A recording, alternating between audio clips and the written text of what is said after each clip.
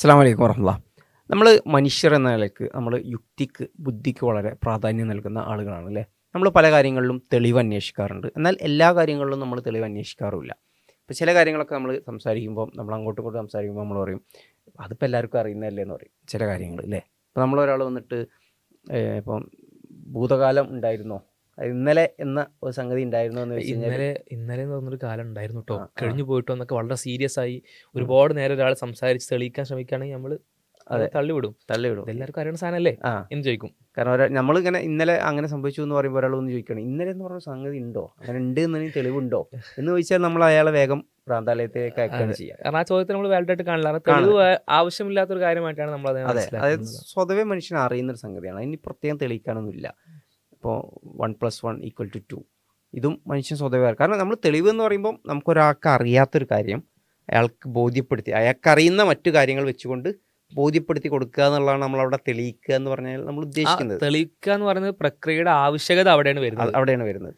അത് അയാൾക്ക് സ്വതവേ അറിയുന്നൊരു സംഗതിയാണെങ്കിൽ പിന്നെ അത് തെളിയിക്കേണ്ട ആവശ്യമില്ല ഇല്ല എന്നുള്ളതാണ്.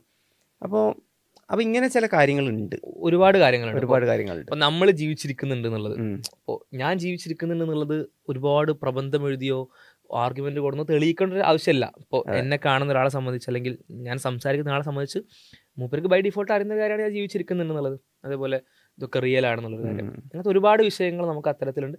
നമ്മൾ അങ്ങനെ ഒരുപാട് വിഷയങ്ങൾ നമ്മൾ ഡിഫോൾട്ടായിട്ട് എടുത്തുകൊണ്ട് മുന്നോട്ട് പോകും. ഇത് നമ്മളിങ്ങനെ ചുമ്മാ നമ്മൾ ഊഹിച്ച് പറയല്ല, യഥാർത്ഥത്തിൽ തന്നെ നമ്മൾ സയൻസിലൊക്കെ അങ്ങനെ ഉണ്ട്. സയൻസിൽ ഇപ്പോൾ നമ്മൾ ബേസിക് അസംഷൻസ് ആയിട്ട് എടുക്കുന്ന കാര്യങ്ങൾ അത് സ്വതവേ നമ്മൾ അസംഷനായിട്ട് എടുക്കുകയാണ്. കാരണം അത് നമുക്ക് എല്ലാവർക്കും അറിയുന്നതല്ലേ എന്നുള്ളതാണ് നമ്മളിപ്പോൾ ചിന്ത. സയൻസിൽ ഇപ്പോൾ നമ്മൾ ഇവിടെ നമ്മൾ ഗ്രാവിറ്റി തെളിയിച്ചു. അങ്ങനെയാണെങ്കിൽ ഇപ്പോൾ ഇത് നമ്മളിപ്പോൾ ഇരിക്കുന്നത് മലപ്പുറം ജില്ലയിലാണ്, കോഴിക്കോട് ജില്ലയിലും കൂടി ഗ്രാവിറ്റി തെളിയിച്ചാലേ ഗ്രാവിറ്റേഷൻ്റെ നിയമം മലപ്പുറം ജില്ലയിൽ ഈ ഇന്ന പഞ്ചായത്തിൽ തെളിയിച്ചു, അത് അല്ലെങ്കിൽ അതിന്റെ ഇക്വേഷൻ നമ്മൾ കണ്ടെത്തി. ഇനി അത് കോഴിക്കോട് ജില്ലയിലും അതേ ഇക്വേഷൻ ആണെന്ന് തെളിയിക്കേണ്ട ആവശ്യമില്ല. ആ ഒരു ഗ്രാവിറ്റേഷൻ ഫോഴ്സ് വർക്ക് ചെയ്യുന്ന അതിന്റെ ഇക്വേഷൻ അത് സെയിം ആണ് തെളിയിക്കേണ്ട ആവശ്യമില്ല. കാരണം നമ്മളത് അതേപോലെ തന്നെ കണ്ടിന്യൂ ചെയ്യുന്നുള്ളൊരു അസംഷനിലാണ് നമ്മൾ.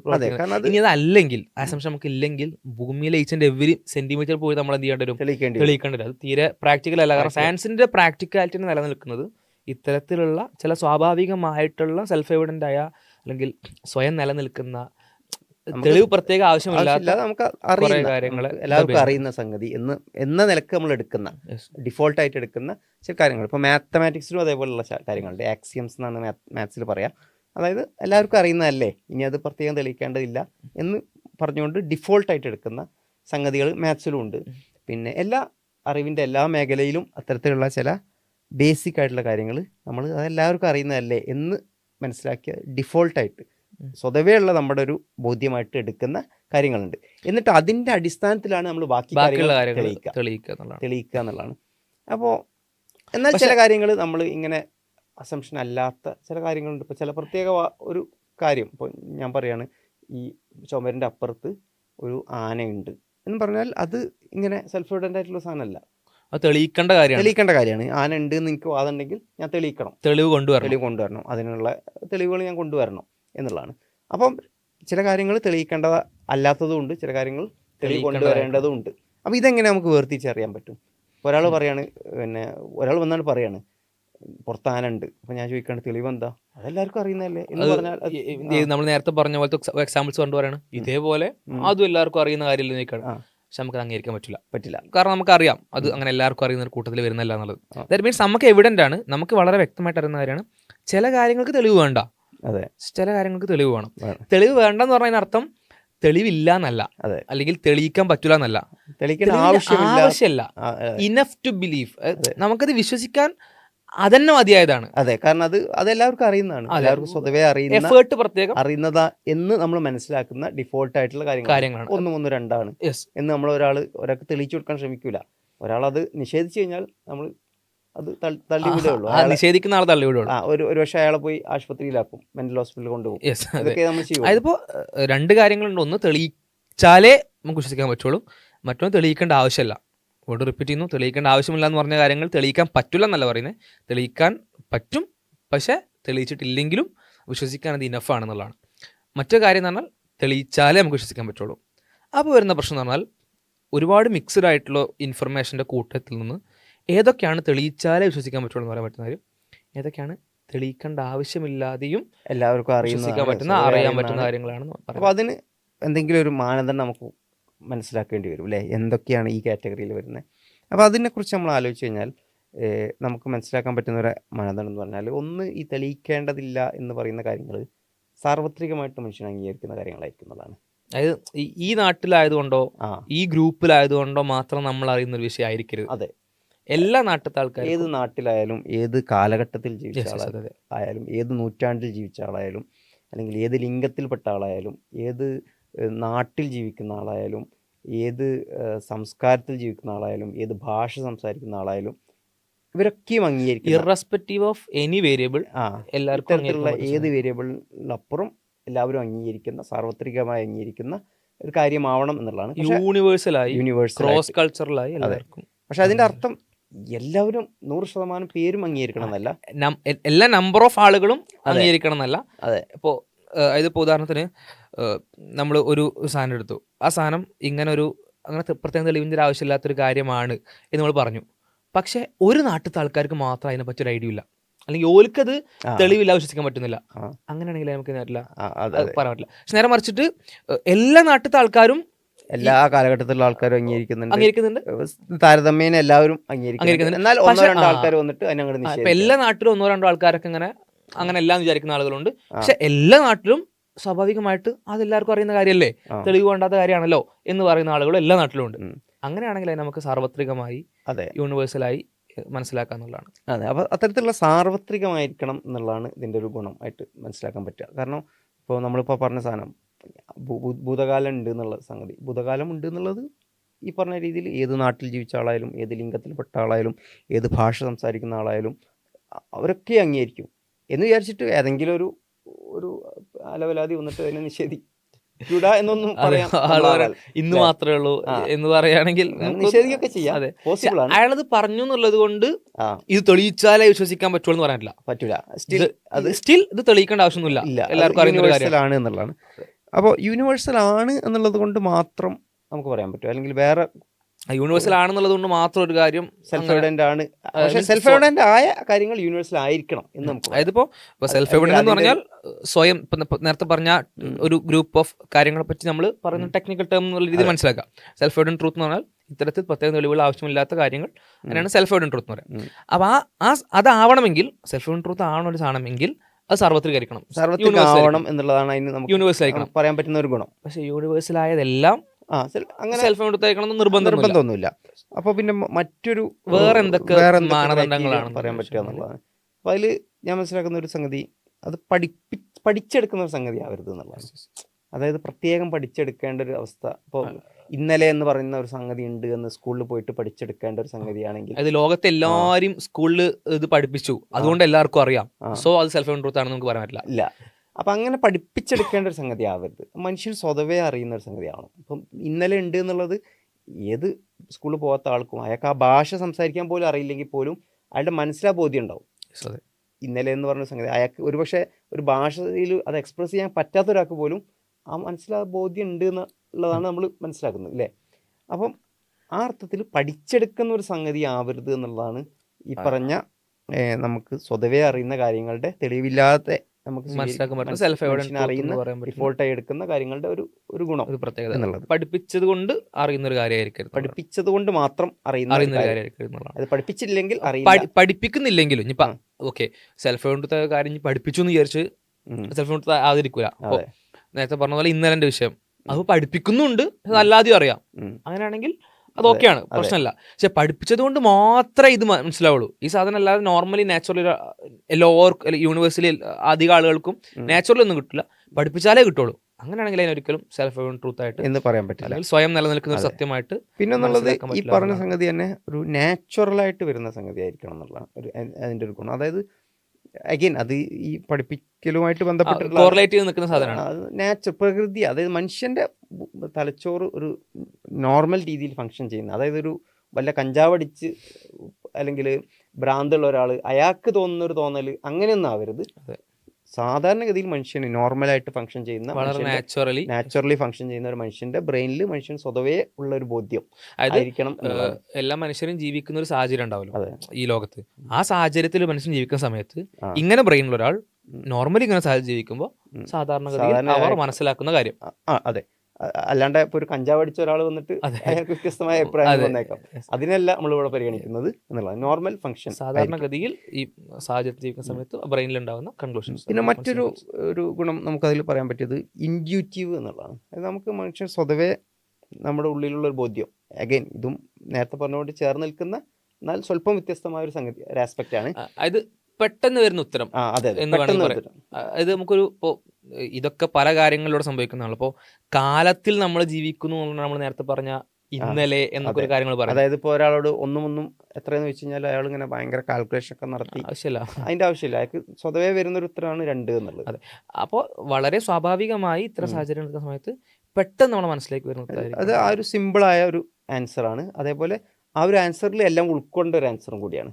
ഏറെക്കുറെ ഒരുപാട് ചോദ്യങ്ങൾക്ക് പെട്ടെന്ന് ഉത്തരം നൽകാൻ കഴിയുന്ന ഒരു സിമ്പിൾ ഉത്തരം. ഈ ഒരു ഉത്തരം കൊടുത്തത് കൊണ്ട് പ്രശ്നം പരിഹരിക്കുകയാണ് വേണ്ടത്, അല്ലാതെ കൂടുതൽ പ്രശ്നങ്ങൾ തുറക്കപ്പെടുകയോ എന്തെങ്കിലും അൺസോൾവ് ആയിട്ട് കിടക്കുകയോ ചെയ്യുന്ന ഒരു അവസ്ഥ. അതായത് ഇപ്പോൾ നമ്മൾ ഒന്നും എത്രയെന്ന് വെച്ചാൽ 1, 2 എന്ന് പറഞ്ഞു കഴിഞ്ഞാൽ അത് സിമ്പിൾ ആയിട്ടുള്ള അതിന്റെ എല്ലാ വശങ്ങളും ഉൾക്കൊള്ളുന്ന ഒരു ഉത്തരമാണ്.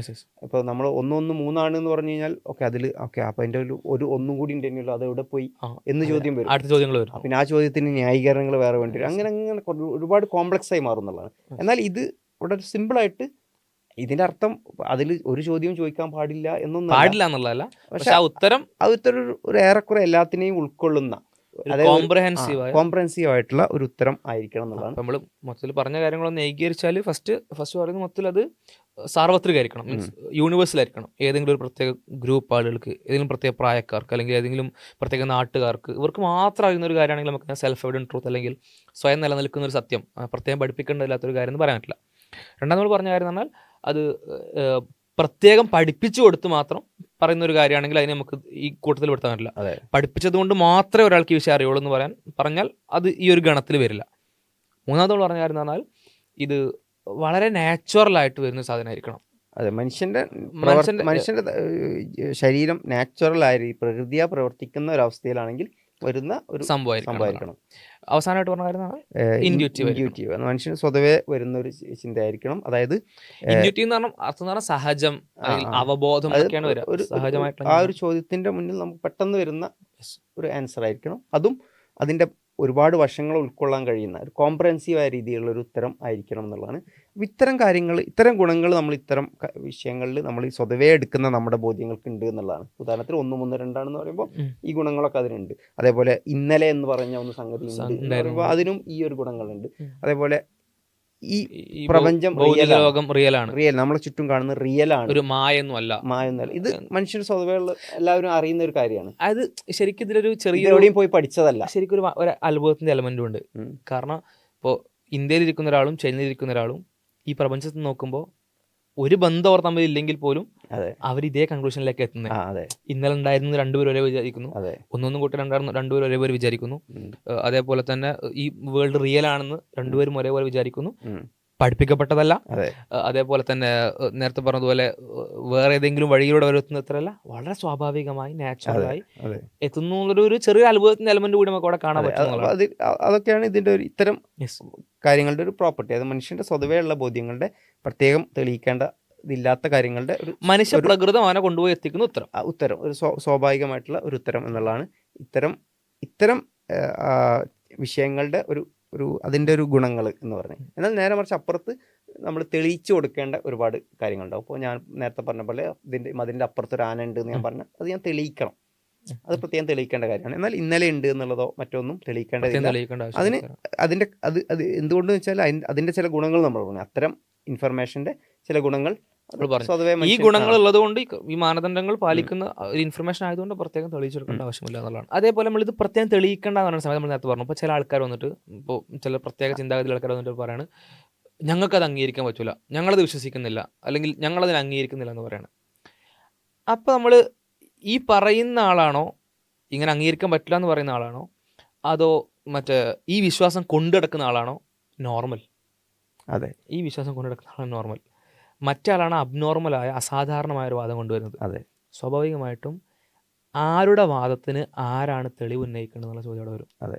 സ്വാഭാവികമായി എല്ലാവർക്കും അറിയുന്ന ഒരു കാര്യത്തെ വിശ്വാസമായിട്ട് കൊണ്ടുനടക്കുന്ന ഒരാൾ തൻ്റെ വാദത്തെ ഏതോ 1-2 ആളുകൾ അല്ലെങ്കിൽ ഒരു ഗ്രൂപ്പ് ഓഫ് ആളുകൾ ഞങ്ങൾക്കത് അംഗീകരിക്കാൻ പറ്റില്ല എന്ന് പറഞ്ഞതുകൊണ്ട് ഇയാൾ ഭയങ്കര എഫേർട്ട് ഇട്ട് എല്ലാവർക്കും അറിയുന്ന ഒരു കാര്യം മീൻസ് തെളിയിക്കേണ്ടതില്ല, അതായത് ഭൂതകാലം എന്നൊന്നും ഇല്ല എന്ന് പറഞ്ഞിട്ട് ഒരാൾ വന്നു കഴിഞ്ഞാൽ നമ്മളത് ഭൂതകാലമുണ്ട് എന്ന് എഴുതി പഠിപ്പിച്ച് അയാൾക്ക് തെളിയിച്ചു കൊടുക്കേണ്ട ആവശ്യമില്ല. അതേപോലെ ഈ ലോകമൊക്കെ മായയാണെന്ന് പറഞ്ഞിട്ട് ഒരു ഗ്രൂപ്പ് ആളുകൾ വരികയാണെങ്കിൽ ഇത് റിയൽ ആണെന്നുള്ളത്, ഈ റിയൽ ആണെന്നുള്ള വിശ്വാസം ഉൾക്കൊള്ളുന്ന ആളുകളല്ല മറ്റുപോലെ ഇത് റിയൽ ആണ് കേട്ടോ എന്ന് തെളിവൊക്കെ ഉന്നയിച്ച് കൊടുക്കേണ്ടത്. ആ ഒരു ഡിഫോൾട്ട് മാനവരാശിയുടെ ഡിഫോൾട്ട് പൊസിഷന്, മാനവരാശിയുടെ സ്വതവേയുള്ള ബോധ്യത്തെ എതിർക്കുന്ന ആളുകളാണ് അവരുടെ വാദം തെളിയിക്കുക.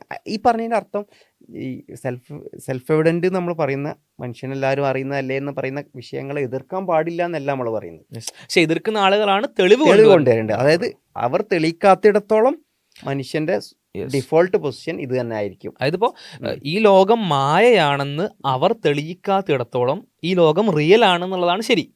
അതെ, ആ വിശ്വാസം തുടരുക എന്നുള്ളതാണ് ബുദ്ധിപരം. അല്ലെങ്കിൽ ആ വിശ്വാസത്തിനെ ആ വിശ്വാസം ഉൾക്കൊള്ളാൻ അത് മതി, ഇനഫ് ആണെന്നുള്ളതാണ്. അതെ.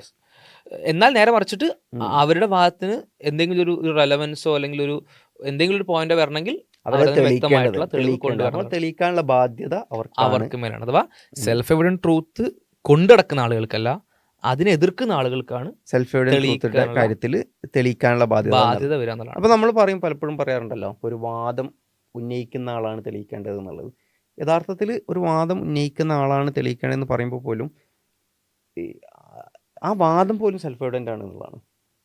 അങ്ങനെ അതായത് ഒരു വാദം ഉന്നയിക്കുന്ന ആളാണ് തെളിയിക്കേണ്ടതെന്ന് പറയുമ്പോൾ പോലും അതിൽ സെൽഫ് എവിഡൻറ്റിനെ, അതായത് ഒരു വാദം ഉന്നയിക്കുന്ന ആളാണ് തെളിയിക്കേണ്ടതെന്ന് പറയല്ലോ, ആ വാദം തന്നെ എടുത്തു നോക്കൂ. ആ വാദത്തിന് തെളിവുണ്ടോ? അതിന് തെളിയിക്കാൻ കഴിയുമോ? കഴിയില്ല. അതൊരു സെൽഫ് എവിഡന്റ് ആയിട്ടുള്ള വാദമാണ്. എല്ലാവർക്കും അറിയാം. ഇപ്പൊ നമ്മള് ഒരു കുട്ടിയുടെ അടുത്ത് പോയിട്ട് പറയാണ്, വെറുതെ കൈ കാണിച്ചിട്ട് പറയാണ് ഇതിലൊരു ആപ്പിൾ ഉണ്ടെന്ന് പറയാണ്. ആ കുട്ടി ചോദിക്കും, ഇതിന് തെളിവ് ചോദിക്കും. അത് ആ കുട്ടിക്കാരും പഠിപ്പിച്ചു കൊടുത്തോണ്ടല്ല, കുട്ടിക്ക് അറിയാം. ആരെങ്കിലും ഒരു വാദം കൊണ്ടുവന്നാൽ ആ കൊണ്ടുവരുന്ന ആളാണ് അതിന് തെളിവ് വെക്കേണ്ടത് കുട്ടിക്ക് അറിയാം. കാരണം അത് സെൽഫ് എവിഡന്റ് ആയിട്ടുള്ള ഒരു കാര്യമാണ്. അതെ. അപ്പൊ ഇവിടെ ഈ സെൽഫ് എവിഡന്റ് ആയിട്ടുള്ള കാര്യങ്ങളുടെ കേസിൽ ഒരു വാദം എന്ന് പറഞ്ഞു വരുന്നത് എന്താണ്? ഈ അതിനെ നിഷേധിക്കുന്ന ആളാണ്. കാരണം മറ്റേത് പറഞ്ഞാൽ ഡിഫോൾട്ടാണ്, മറ്റൊരു മനുഷ്യന്റെ ഓൾറെഡി ഉള്ള ബോധ്യമാണ്. അവിടെ പുതുതായിട്ടൊന്ന് വാദിച്ച് ഒരു വാദം വെക്കേണ്ട ആവശ്യം പോലും ഇല്ല. വാദമല്ല, അത് സ്വാഭാവികമായ ഡിഫോൾട്ട് ആയ ഒരു പൊസിഷനാണ്. നേരത്തെ പറഞ്ഞ ഉദാഹരണങ്ങളിലേക്ക് പോവാണെങ്കിൽ, പാസ്റ്റ് ഇല്ലായിരുന്നു, ഇന്നലെ ഇല്ലായിരുന്നു എന്നൊരാൾ വന്ന് പറഞ്ഞു. നമ്മളെ വാദം എന്താണ്, നമ്മളെ അഭിപ്രായം എന്താണ്? ഇന്നലെ ഉണ്ടായിരുന്നു എന്നുള്ളതാണ്.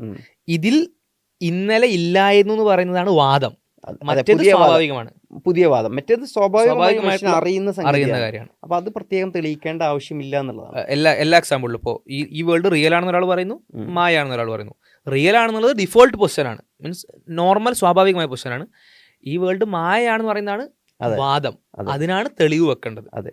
അപ്പോൾ സാധാരണഗതിയിൽ അല്ലെങ്കിൽ ഇത്തരം കേസുകളിൽ നമ്മൾ സെൽഫ് എവിഡൻ്റ് ആയിട്ടുള്ള ഒരു കാര്യമാണ് നമ്മൾ പറയുന്നതെങ്കിൽ അതിന് പ്രത്യേകം തെളിയിക്കേണ്ട ആവശ്യമില്ല. അത് നിഷേധിക്കുന്ന ആളുകൾ തെളിയിക്കുകയും, തെളിയിക്കാത്തിടത്തോളം ഈ സെൽഫ് എവിഡൻ്റ് ആയ പൊസിഷൻ തന്നെ അത് ഹോൾഡ് ചെയ്യുക എന്നുള്ളതാണ് യുക്തിപരമായിട്ടുള്ള ഒരു നിലപാട് എന്നുള്ളതാണ്. അപ്പോൾ ഇതിപ്പോൾ നമ്മളിങ്ങനെ പറയുമ്പം ഇങ്ങനെ സെൽഫ് എവിഡൻ്റ് എന്ന് പറഞ്ഞ സാധനം ഉണ്ട് എന്ന് പറഞ്ഞ് അങ്ങനെയൊന്നും ഇല്ല എന്ന് പറഞ്ഞാൽ ഒരു പക്ഷേ ചില ആളുകളെങ്കിലും അങ്ങനെ പറയുന്ന ആളുകളുണ്ടാവും. നമ്മളിപ്പോൾ വളരെ സിമ്പിളായിട്ടാണ് പറഞ്ഞത്, എന്നാൽ പോലും ചില ആളുകൾ അതിനെ എതിർക്കാം. ഒരു സെൽഫ് എവിഡന്റ് കാര്യമൊന്നുമില്ല, എല്ലാം ലോകത്ത് തെളിയിക്കണമെന്ന് പറയുന്ന ആൾക്കാരുണ്ട്. അതിന് പിന്നെ ഒരു ബെർണാർഡ് റസ്സലിന്റെ ഒരു കോട്ട് അദ്ദേഹം പറയുന്നുണ്ട്. ബെർണാർഡ് റസ്സൽ എന്ന് പറയുമ്പോൾ നിരീശ്വരവാദിയായിട്ടുള്ള ഒരാളാണ്. അപ്പോൾ തീർച്ചയായും അതിന് പ്രസക്തി ഉണ്ട്. ഇപ്പൊ നമ്മൾ ഈ പറയുന്നത് നമ്മുടെ വാദം തെളിയിക്കാൻ വേണ്ടിയിട്ടാണ്, നമ്മളൊരു ഫ്രെയിം വർക്ക് ഉണ്ടാക്കുകയാണെന്ന് തെറ്റിദ്ധരിക്കണ്ട. ഇത് സ്വാഭാവികമായിട്ടും എല്ലാ ഫിലോസഫേഴ്സും അംഗീകരിക്കുന്ന, അല്ലെങ്കിൽ ഏത് ഭാഗത്തുള്ള ആളുകളായാലും, കാരണം ഇതില്ലെങ്കിൽ ഒന്നും നിലനിൽക്കില്ല. കാരണം ഏത് ഫിലോസഫി ആയാലും പോലും, കാരണം സെൽഫ് എവിഡന്റ് ആയിട്ട് ചില കാര്യങ്ങൾ അംഗീകരിച്ചിട്ടില്ലെങ്കിൽ അതിന് മുന്നോട്ട് പോകാൻ കഴിയില്ല. നമ്മൾ നേരത്തെ പറഞ്ഞു, എല്ലാത്തിനും തെളിവ് ഇപ്പോൾ ശാസ്ത്രത്തിന്റെ വിഷയം നമ്മൾ പറഞ്ഞു. ശാസ്ത്രത്തിന്റെ വിഷയത്തിൽ നേരത്തെ ഗ്രാവിറ്റിന്റെ കാര്യം പറഞ്ഞ പോലെ, അത് ഒരു നിയമം ഉണ്ടാക്കിയാൽ നിയമം എല്ലായിടത്തും, ഒരു നിയമം നമ്മൾ കണ്ടെത്തി കഴിഞ്ഞാൽ നിയമം അധിക സ്ഥലത്തും അല്ലെങ്കിൽ എല്ലാ സ്ഥലത്തും ഭൂമിയിൽ ഗ്രാവിറ്റി ഒരു സ്ഥലത്തുണ്ടെന്ന് പറഞ്ഞാൽ ഒരു 10 സ്ഥലത്ത് വെരിഫൈ ചെയ്ത് കഴിഞ്ഞാൽ ബാക്കി എല്ലാ സ്ഥലത്തും ഇത് അതുപോലെ തന്നെ ആയിരിക്കും എന്നൊരു അസംഷൻ, ആ ഒരു അസംഷൻ ഇല്ലെങ്കിൽ സ്വാഭാവികമായിട്ടും സയൻസ് മുന്നോട്ട് പോകാൻ പറ്റൂല. ഇല്ല. അതെ അതെ. അതേപോലെ ഏത് മേഖലകളിലാണെങ്കിലും ഫിലോസഫിയിലായാലും ഒക്കെ സെൽഫ് എവിഡന്റ് ആയിട്ടുള്ള ചില കാര്യങ്ങൾ നമ്മൾ എടുത്തിട്ടാണ് മുന്നോട്ട് പോകുക. അപ്പോൾ ഇതിൽ നമ്മുടെ ബെർട്രാൻഡ് റസ്സൽ, അദ്ദേഹം ഒരു എത്തീസ്റ്റ് ആയിട്ടുള്ള ഫിലോസഫറാണ്. അപ്പോൾ അദ്ദേഹം ഈ വിഷയത്തിനെ കുറിച്ച് പറഞ്ഞത് നോക്കൂ. A self evident belief must be independent of inference. അതായത് പ്രത്യേകം ഇൻഫർ ചെയ്തെടുക്കുക. മറ്റൊരു മുപ്പര് പറയുന്നതാണ് സെൽഫ് ബിലീഫ് ഉണ്ട്, എക്സ്പ്ലെയിൻ ചെയ്യണം, എന്നിട്ട് അതിനെ എക്സ്പ്ലെയിൻ ചെയ്യണം. അത് ഇൻഫർ ചെയ്തെടുക്കേണ്ട സംഗതിയല്ല, തെളിയിച്ചെടുക്കേണ്ട. എന്നിട്ട് മുമ്പ് പറയുന്നത് എന്താണ്? I do not mean that they may not be ascertained by means of inference in the first instance but that when ascertained it must be able to stand by itself without the help of inference. അതായത് മൂപ്പർ അതിനെ നമ്മൾ പറഞ്ഞ സാധനം തന്നെ പറയുന്നത്. അതെ, മൂപ്പർ അതിനെ നമ്മൾ തെളിയിക്കാൻ പറ്റൂല എന്നല്ല പറഞ്ഞത്. പക്ഷെ അത് തെളിയിക്കേണ്ടതില്ല, ഇല്ലാതെ തന്നെ, തെളിവില്ലാതെ തന്നെ അത് സ്വയം നിലനിൽക്കുന്ന ഒരു സത്യമാണ് എന്നുള്ള നിലക്കാണ് അദ്ദേഹം അതിനെ വിശദീകരിക്കുന്നത്. അപ്പോൾ അതിൽ അദ്ദേഹം പറയുന്നത് many abstract beliefs are obtained by inference from particular case and then become luminously obvious in their own right. അപ്പം അതായത് ഒറ്റ അടിക്ക് തന്നെ അത് നമുക്ക് സത്യമാണ് എന്ന് മനസ്സിലാവുന്ന സംഗതികളാണ് നമ്മൾ ലളിതമായി എന്ന് പറയുന്നത്. അപ്പോൾ ഇപ്പോൾ പറഞ്ഞു, ഇത് പറയാനുള്ള കാരണം എന്ന് പറഞ്ഞാൽ ചില ആളുകൾ വന്നിട്ട് പറയും സെൽഫ് ട്രൂത്ത് പറഞ്ഞ കാര്യമൊന്നുമില്ല എന്നുള്ളത്. നമ്മൾ പറഞ്ഞു വെക്കുന്നതെന്ന് പറഞ്ഞാൽ എത്തീസ്റ്റ് ഫിലോസഫേഴ്സിന് പോലും അംഗീകരിക്കേണ്ടി വരുന്ന ശാസ്ത്രം അല്ലെങ്കിൽ മറ്ററിവിൻ്റെ മേഖലകളൊക്കെ നിലനിൽക്കണമെങ്കിൽ അനിവാര്യമായിട്ട് വരുന്നൊരു മേഖലയാണ്, നമുക്ക് അറിവ് സ്വീകരിക്കാനുള്ളൊരു മേഖലയാണ് ഇൻഡ്യൂഷൻ അല്ലെങ്കിൽ സെൽഫ് എവിഡന്റ് ട്രൂത്ത്, അല്ലെങ്കിൽ സ്വയം തന്നെ നിലനിൽക്കുന്ന ചില സത്യങ്ങൾ അംഗീകരിക്കാൻ അനിവാര്യമാണെന്നുള്ളതാണ് പറഞ്ഞത്. അത് ആക്ച്വലി അതില്ലെങ്കിൽ ഒരു അറിവും സ്വീകരിക്കാൻ പറ്റില്ല എന്നുള്ളതാണ്. കാരണം എന്തിനെ കുറിച്ചും നമുക്ക് ചോദിക്കാം, അതിനെന്താ തെളിവ്? ഉദാഹരണത്തിന് ഒരാൾ പറയണ ഇതവിടെ ഒരു കപ്പുണ്ട്, കപ്പില്ല എന്ന് പറഞ്ഞു, നിഷേധിച്ചു. അപ്പം ഞാൻ പറഞ്ഞു ഇത് കപ്പ് ഇവിടെ കാണുന്നുണ്ടല്ലോ, ഇതാ ഒച്ച ഉണ്ടല്ലോ, ശബ്ദം ഉണ്ടല്ലോ, മുട്ടി നോക്കാൻ കഴിയുന്നുണ്ടല്ലോ. അപ്പോൾ അയാൾ പറയാണ് ഇത് മുട്ടി നോക്കുന്നത് യാഥാർത്ഥ്യം എന്നുള്ളതിന് തെളിവെന്താ? ഇല്യൂഷൻ ആണെങ്കിലോ? അപ്പോൾ ഇല്യൂഷൻ ആവാം, ഹാലൂസിനേഷൻ ആവാം. ഇല്യൂഷൻ ഹാലൂസിനേഷൻ എന്നല്ലെങ്കിൽ സ്വപ്നം കാണലാവാം. അപ്പം അങ്ങനെ പറഞ്ഞിട്ട് എല്ലാത്തിനും നിഷേധിച്ചു കഴിഞ്ഞാൽ ഒന്നും തെളിയിക്കാൻ കഴിയില്ല, അല്ലെങ്കിൽ ഈ ലോകത്ത് ജീവിക്കാനേ പറ്റില്ല നമുക്ക്. അതെ, ഒരു ബിലീഫും അയാൾക്ക് ഹോൾഡ് ചെയ്യാൻ പറ്റില്ല. അതൊരു മനുഷ്യന്റെ സ്വാഭാവികമായ ഒരു ബിലീഫ് ഹോൾഡ് ചെയ്ത് ആ ബിലീഫിൽ നിന്ന് ഒരു പ്രൊഡക്റ്റീവ് ഒരു അറിവുണ്ടാക്കി ഈ വേൾഡിൽ നമുക്ക് എന്തെങ്കിലും കാര്യമായി ചെയ്യണമെങ്കിൽ അതിന് ബിഹൈൻഡ് ആയിട്ട് വർക്ക് ചെയ്യുന്ന ഒരറിവിനെയും നമുക്ക് സ്വീകരിക്കാം. ഒരു സയൻസിലൊരു ഒരു കാര്യം പോലും അയാൾക്ക് കഴിഞ്ഞു. ഇപ്പോൾ ഉദാഹരണത്തിന് ഗ്രാവിറ്റി, ഇപ്പോൾ ഇവിടെ ഗ്രാവിറ്റി ഈ രണ്ട് ഇത് വെച്ചാൽ ഇവിടെ ഗ്രാവിറ്റി എത്ര ആക്ട് ചെയ്യുന്നു എന്ന് എനിക്ക് കാൽക്കുലേറ്റ് ചെയ്യണമെങ്കിൽ എന്ത് വേണം? ഞാൻ സയൻസിന്റെ ബേസിക് അസംഷൻ വിശ്വസിക്കണം, എങ്കിലേ എനിക്കത് ചെയ്യാൻ. അല്ലെങ്കിൽ ആദ്യം ഫസ്റ്റ് എക്സ്പെരിമെന്റ് ചെയ്ത് വന്നിട്ട് ഫസ്റ്റ് എക്സ്പെരിമെന്റിന് നിദാനമായിട്ടുള്ള ചില അസംഷൻ പോലും ഉണ്ടാവും, അതും പറ്റൂല. അപ്പോൾ അതിന്റെ ബാക്കോട്ട് പോകേണ്ടി വരും. ഇറ്റ്സ് അട്ടർ നോൺസെൻസ്, അതായത് അബ്സേർഡ് ആയ ഒരു ലൈഫിലേക്കായിരിക്കും പോകുക എന്നുള്ളതാണ്. അപ്പോൾ നമ്മൾ പറഞ്ഞു തന്നത് അത്തരത്തിലുള്ള ചില കാര്യങ്ങളുണ്ട്, ബേസിക് അസംഷൻസ് ആയിട്ടുള്ള, മനുഷ്യൻ സ്വതവേ അറിയുന്നതായിട്ട് മനസ്സിലാക്കുന്ന, പ്രത്യേകം തെളിയിക്കേണ്ടതില്ലാത്ത ചില ബിലീഫ്സ് മനുഷ്യൻ ഹോൾഡ് ചെയ്യുന്നുണ്ട്, എല്ലാ മേഖലയിലും ഹോൾഡ് ചെയ്യുന്നുണ്ട്. ഇനി നമുക്ക് ആലോചിക്കാനുള്ള ഒരു കാര്യം, നമ്മൾ ദൈവവിശ്വാസത്തെക്കുറിച്ച് പറയുമ്പോൾ അത് ഇതിൽ ഏത് കാറ്റഗറിയിലാണ് വരിക എന്നുള്ളതാണ്. പ്രത്യേകം തെളിയിക്കേണ്ടതാണോ തെളിയിക്കേണ്ടതില്ലാത്തതാണോ? അതായത് ഞാനിപ്പോൾ ഇന്നലെ എന്നൊരു സംഗതി ഉണ്ട്, ഒന്നും കൂട്ടിയാൽ രണ്ടാണ്, ഈ ലോകം റിയലാണ് എന്നൊക്കെ പറയുന്ന പോലെ എല്ലാവർക്കും അറിയുന്ന, സ്വതവേ അറിയുന്ന ഒരു സംഗതിയാണോ, അതോ ഈ മതിലിൻ്റെ അപ്പുറത്തൊരു ആനയുണ്ട് എന്ന് പറയുന്ന പോലെ തെളിയിക്കേണ്ട ഒരു വിഷയമാണോ എന്നുള്ളതാണ്. അപ്പോൾ അതിന് എനിക്ക് തോന്നുന്നത് നമ്മളിപ്പോൾ കുറച്ച് മാനദണ്ഡങ്ങൾ പറഞ്ഞു. ആ മാനദണ്ഡങ്ങളോട് ചേർന്ന് പോകുന്നുണ്ടെങ്കിൽ അത് സെൽഫ് എവിഡന്റ് ആയിട്ടുള്ള പ്രത്യേകം തെളിയിക്കേണ്ടാത്തൊരു കാര്യമാണ്. ഈ മാനദണ്ഡങ്ങളോട് ചേർന്ന് പോകുന്നിട്ടില്ലെങ്കിൽ നേരത്തെ പറഞ്ഞതുപോലെ പ്രത്യേകം തെളിയിക്കേണ്ട ഒരു വിഷയമാണ്. അപ്പോൾ നമ്മൾ ഓരോ മാനദണ്ഡങ്ങൾ ഓരോ കാര്യമായിട്ടൊന്ന്. അതെ, അപ്പോൾ അതിൽ നമ്മൾ പറഞ്ഞിരുന്ന മാനദണ്ഡങ്ങൾ ഒന്ന് യൂണിവേഴ്സലാണ്. യഥാർത്ഥത്തിൽ ദൈവവിശ്വാസം യൂണിവേഴ്സലാണ്, സാർവത്രികമാണ്. ലോകത്തെ എല്ലാ ഭാഗത്തുള്ള ആളുകളിലും, എല്ലാ റൈസിലുള്ള ആളുകളും, എല്ലാ ജെൻഡറിലുള്ള ആളുകളും, എല്ലാ ഏജിലുള്ള ആളുകളും, വെള്ളക്കാരനാവട്ടെ, ആഫ്രിക്കക്കാരനാവട്ടെ, ഏഷ്യക്കാരനാവട്ടെ, അല്ലെങ്കിൽ സൗത്ത് അമേരിക്കക്കാരനാവട്ടെ, എല്ലാവരും എല്ലാ നാട്ടിലുള്ള ആളുകളിലും സാർവത്രികമായിട്ടുള്ള വിശ്വാസമാണ് ദൈവവിശ്വാസം. ഇനി ആണാവട്ടെ പെണ്ണാവട്ടെ, ജെൻഡർ ഏതാണെന്ന്, ഏജ് ഏത് ഏജ് ഗ്രൂപ്പ് ആവട്ടെ, ഇനി ആധുനികം പൗരാണികമാവട്ടെ, ഏത് കാലഘട്ടം, ഈവൻ ആധുനിക യുഗത്തിലാണെങ്കിൽ പോലും ഒരു 99% അല്ലെങ്കിൽ ബഹുഭൂരിപക്ഷം ആളുകളും അംഗീകരിക്കുന്ന സംഗതിയാണ്. അതുപോലെ പൗരാണിക കാലഘട്ടത്തിലാവട്ടെ, അവിടെ ഉണ്ട് ഈ ഏതെങ്കിലും ജാതിയിൽപ്പെട്ട ആൾ ഒരു ഒരു വേരിയബിളിനെയും നമുക്ക് ഇത്തരത്തിലുള്ള ഐഡന്റിറ്റി ഒന്നും പരിഗണിക്കാതെ സാർവത്രികമായിട്ട് ഹ്യൂമാനിറ്റി അംഗീകരിക്കുന്ന ഒരു വസ്തുതയാണ്. അപ്പം യൂണിവേഴ്സൽ ആയിട്ടുള്ള ഒരു കാര്യമാണ്. അത് നേരത്തെ പറഞ്ഞ കാര്യം ഓർക്കുക, യൂണിവേഴ്സൽ ആണെന്ന് പറഞ്ഞ അർത്ഥം എല്ലാ നമ്പേഴ്സ് ഓഫ് ആളുകളും അംഗീകരിക്കാണെന്നാണെന്നല്ല. നമ്മൾ നേരത്തെ തന്നെ എക്സാമ്പിൾ വെച്ചിട്ട് കൗണ്ടർ ചെയ്തിരുന്നു. ഏതെങ്കിലും കൂട്ടരായിട്ടുള്ള ആളുകൾ അവർ ഇതിനെ എതിർക്കുന്നുണ്ടെങ്കിൽ ഇത് സെൽഫ് ട്രൂത്ത് ആവാതിരിക്കാനുള്ള ഒരു കാരണമായിരിക്കില്ല. പക്ഷെ നേരെ മറിച്ച് ഇങ്ങനെ വന്നാൽ, ഇപ്പോൾ ചൈനയിലുള്ള ആളുകൾക്ക് ഒന്നും അറിയില്ല ദൈവം ഉണ്ടെന്നുള്ളത്, അങ്ങനെയാണെങ്കിൽ ഓക്കെ യൂണിവേഴ്സിറ്റി അംഗീകരിക്കാൻ പറ്റില്ല. അല്ലെങ്കിൽ 1950 മുമ്പുള്ള ആൾക്കൊന്നും അറിയില്ല, അല്ലെങ്കിൽ 1900-നും 1950-നും ഇടയിലുള്ള ആൾക്ക് ആർക്കും അറിയില്ല. അങ്ങനെയാണെങ്കിൽ ഓക്കെ ഫൈൻ, അത് യൂണിവേഴ്സൽ അല്ല എന്ന് പറയാം. പക്ഷേ അതല്ലാത്തിടത്തോളം ഇതിനിടയിൽ ആരെങ്കിലും ഒക്കെ ഇതിനെ എതിർക്കുന്നുണ്ടെന്നുള്ള ഒറ്റ കാരണം എന്തല്ല, ഇത് യൂണിവേഴ്സൽ അല്ല എന്ന് പറയാനുള്ളൊരു റീസൺ അല്ല എന്നുള്ളതാണ്. അതെ. പിന്നെ മറ്റൊന്നുള്ളത് അൺടോട്ട് എന്നുള്ളതാണ്. പഠിപ്പിക്കപ്പെടേണ്ട ആവശ്യമില്ല എന്നുള്ളതാണ്. ഇതും ദൈവവിശ്വാസത്തിന് യോജിച്ചൊരു സംഗതിയാണ് എന്നുള്ളതാണ്. കാരണം ഇപ്പോൾ ഈ ദൈവവിശ്വാസികളായിട്ടുള്ള എല്ലാവരും പഠിച്ചെടുക്കുന്ന ഒന്നല്ലല്ലോ. ഒരുപാട് സ്കൂള് കോളേജോ പ്രത്യേക സിസ്റ്റമാറ്റിക് ആയിട്ടുള്ള എഡ്യൂക്കേഷൻ ഇല്ലാത്ത ഒരുപാട് നാടുകളുണ്ട്. അവരൊക്കെ ദൈവവിശ്വാസികളായിട്ടുണ്ട്.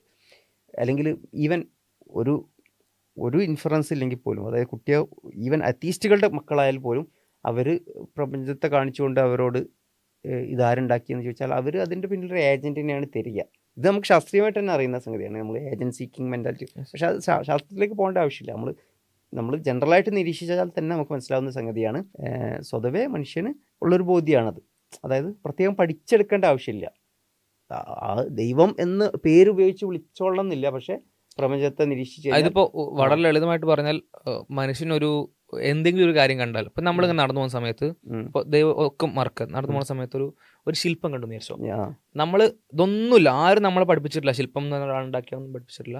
പക്ഷെ അതൊരു മനുഷ്യൻ്റെ ശില്പം, അല്ലെങ്കിൽ നമുക്കൊരു സ്ട്രക്ചർ, ഒരു ഡിസൈൻ, ഒരു ഓർഡർ അതിൽ കാണാൻ കഴിയുന്നുണ്ടെങ്കിൽ നമ്മൾ എന്താ മനസ്സിലാക്കുക, ആ പാറ അങ്ങനെ കുറേ കാലമായി ഇരിക്കുന്നു, അതിലേക്ക് കുറേ വെള്ളം വന്നടിച്ചു, കുറേ കാറ്റ് വന്നടിച്ചു, കുറേ വേറെ കല്ലുകൾ വന്നടിച്ചു, അങ്ങനെ ശില്പമായതാണെന്നുള്ളത് ഒരു മനുഷ്യനും വിശ്വസിക്കൂല, അല്ലെങ്കിൽ ഒരു മനുഷ്യനും ധരിക്കൂല.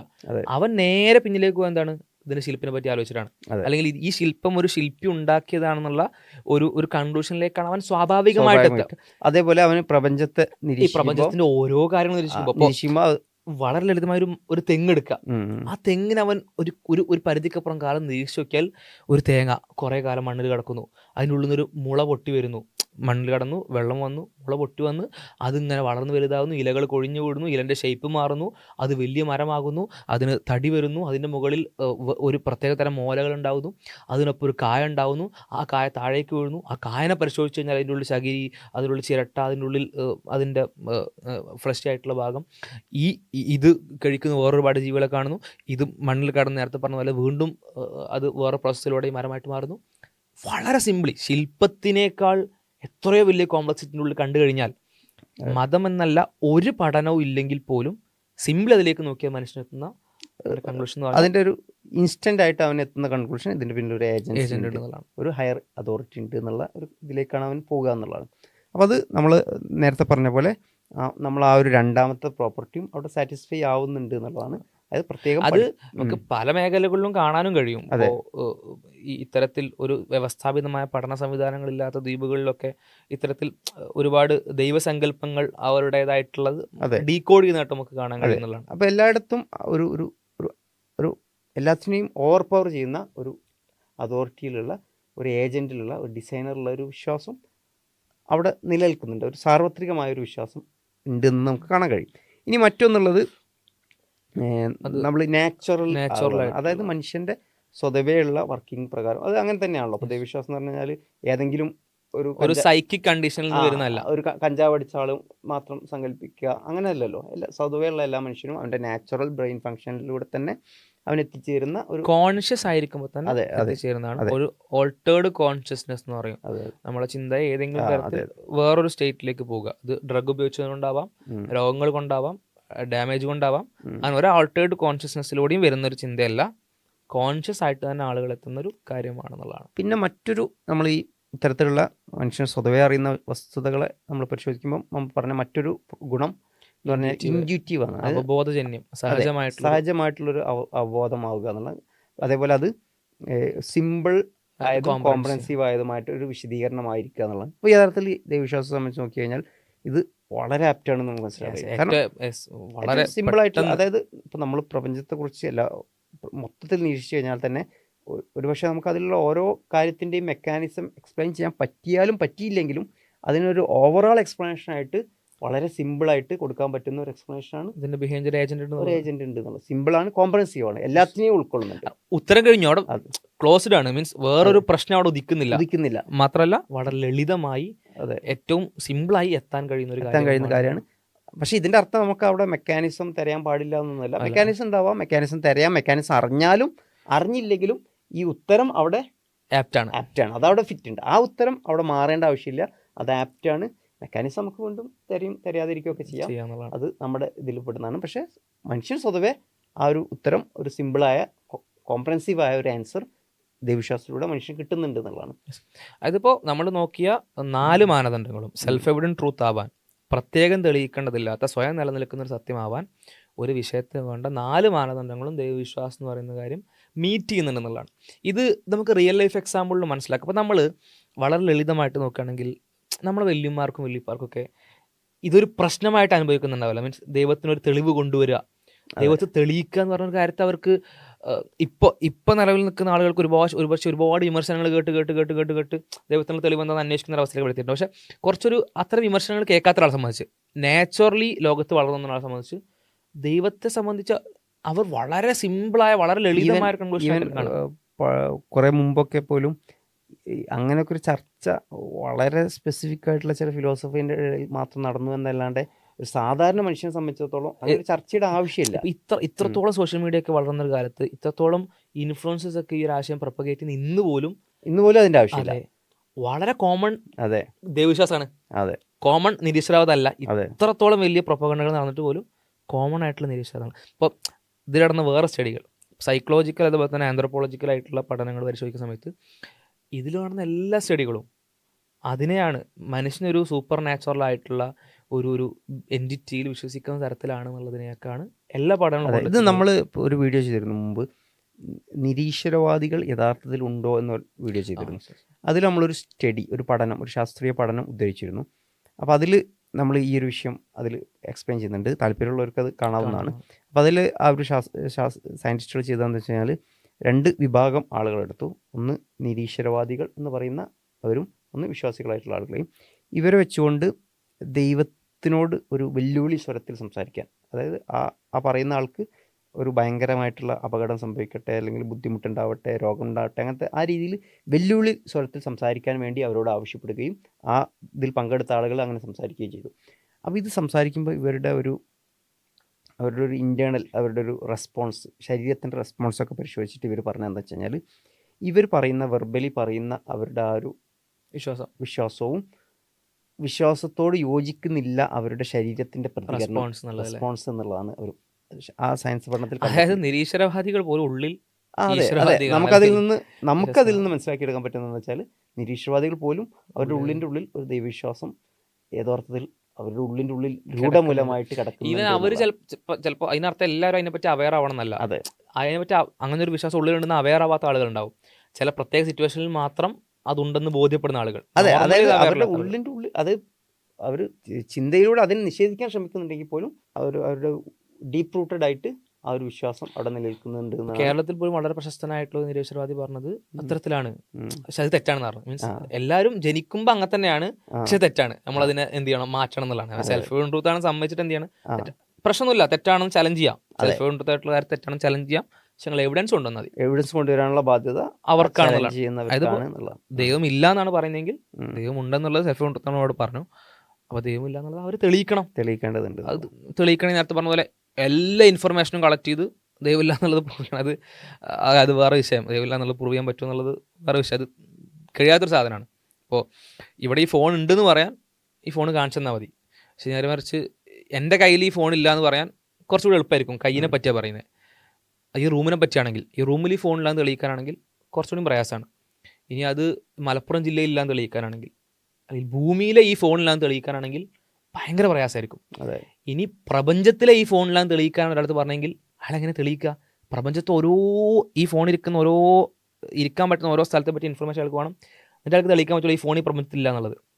ഇനി ആ ചോദ്യം ദൈവത്തെ പറ്റിയാണെങ്കിലോ, ദൈവം ഇല്ലാന്ന് തെളിയിക്കാൻ പറയുകയാണെങ്കിൽ എത്ര അറിവുകൾ ശേഖരിച്ച് അതിൽ ഓരോന്നും ദൈവമല്ല എന്നുള്ളവൻ തെളിയിക്കണം എന്നുള്ളതാണ്. അതെ, അല്ലെങ്കിൽ പിന്നെ അതിൽ ഒരു ലോജിക്കലായിട്ടുള്ളൊരു വൈരുദ്ധ്യമൊക്കെ കാണിക്കണം, കോൺട്രഡിക്ഷൻ കാണിക്കണം. കോൺട്രഡിക്ഷൻ. പക്ഷെ അതും ഇതുവരെ അങ്ങനെ കൊണ്ടുവരാൻ സാധിച്ചിട്ടില്ല. ആർക്കും സാധിച്ചിട്ടില്ല. സാധ്യതകളെ പറ്റി മാത്രമാണ് അവർ സംസാരിക്കുന്നത്. അതും ഓക്കെ, അത് വേറെ വിഷയം, നമുക്ക് ഡീപ്പായിട്ട് പോകാൻ പറ്റില്ല, വേറെ വിഷയമാണ്.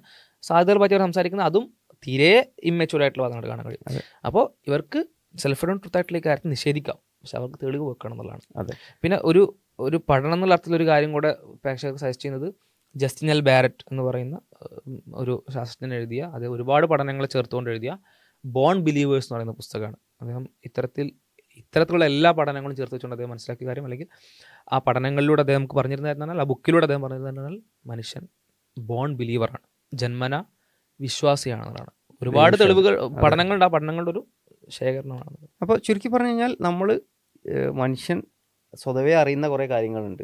ഒന്നും കൂട്ടിയാൽ രണ്ടാണ് എന്ന് പ്രത്യേകം പഠിപ്പിക്കേണ്ട കാര്യമില്ല. അത് തെളിയിക്കുക എന്ന് പറഞ്ഞു കഴിഞ്ഞാൽ നമ്മൾ പറയാം അതെല്ലാവർക്കും അറിയുന്നതല്ലേ എന്നാണ് പറയാം. എന്നതുപോലെ എല്ലാവർക്കും അറിയുന്ന സംഗതിയാണ് ദൈവവിശ്വാസം, ദൈവം ഉണ്ട് എന്നുള്ളത് എല്ലാവർക്കും അറിയുന്ന കാര്യമാണ്. അതിന് പ്രത്യേകിച്ച് തെളിവ് നൽകേണ്ട കാര്യമില്ല. എന്നാൽ അതിൻ്റെ അർത്ഥം തെളിയിക്കാൻ പറ്റില്ല എന്നല്ല. തീർച്ചയായിട്ടും യുക്തിപരമായിട്ടുള്ള, ലോജിക്കൽ ആയിട്ടുള്ള പ്രൂഫുകൾ ഒരുപാടുണ്ട്. നമ്മളൊരു സീരീസ് തന്നെ ചെയ്യുന്നുണ്ട്. പിന്നെ നമ്മൾ തന്നെ ഇതിൻ്റെ മുമ്പ് ചെയ്തിട്ടുണ്ട്. ഇപ്പം 1-2 മുമ്പ് ഒരു നമ്മുടെ മനുഷ്യബുദ്ധി ദൈവത്തിന് എങ്ങനെ തെളിവാവുന്നു എന്നുള്ള ഒരു വീഡിയോ ചെയ്തിട്ടുണ്ടായിരുന്നു. പക്ഷെ അപ്പോൾ പറഞ്ഞു വന്ന് അത് ഇല്ല എന്നല്ല, അതൊക്കെ അവിടെ ഉണ്ട്. അതോടൊപ്പം അതിൻ്റെ ആവശ്യമില്ല, മനുഷ്യന് സ്വതവേ വിശ്വസിക്കാൻ അതിൻ്റെ ആവശ്യമില്ല. കാരണം നമ്മൾ ഈ കാര്യങ്ങളിൽ ഈ ഒരു നമ്മളിപ്പം ഭൂതകാലമുണ്ട് എന്ന് നമ്മൾ മനസ്സിലാക്കുന്ന പോലെ, നമ്മൾ ഒന്നും കൂട്ടിയ രണ്ടാണെന്ന് നമ്മൾ മനസ്സിലാക്കുന്ന പോലെ, ഈ ലോകം റിയൽ ആണെന്ന് നമ്മൾ മനസ്സിലാക്കുന്ന പോലെ തന്നെ നമ്മളെ ഉള്ളിലുള്ള ബോധ്യമാണ്, മനുഷ്യൻ്റെ ഉള്ളിലുള്ള ബോധ്യമാണ് ദൈവമുണ്ട്, ഒരു സൃഷ്ടാവുണ്ട് എന്നുള്ളത്. അപ്പോൾ അത് പ്രത്യേകം തെളിയിക്കേണ്ട ഒരു ആവശ്യമില്ല അവിടെ. അത് മനുഷ്യൻ എല്ലാവർക്കും അറിയുന്ന സംഗതിയാണ് എന്നുള്ളതാണ് നമ്മൾ പറഞ്ഞു വന്നതിൻ്റെ ആകത്തുക എന്നുള്ളതാണ്. ഇൻഷാ അല്ലാഹ് അടുത്ത വീഡിയോകളിൽ ദൈവവുമായി ബന്ധപ്പെട്ട തെളിവുകൾ തെളിയിക്കാൻ പറ്റുമെന്ന് പറഞ്ഞു. എങ്ങനെയൊക്കെ തെളിയിക്കുക എന്നുള്ളതിൻ്റെ വിവിധമായിട്ടുള്ള മാർഗ്ഗങ്ങൾ, വിവിധ വാദങ്ങൾ ഇൻഷാ അല്ലാഹ് സൂചിപ്പിക്കാം. ഇതിവിടെ അവസാനിപ്പിക്കുന്നു. അസ്സലാമു അലൈക്കും വറഹ്മത്തുള്ളാഹി.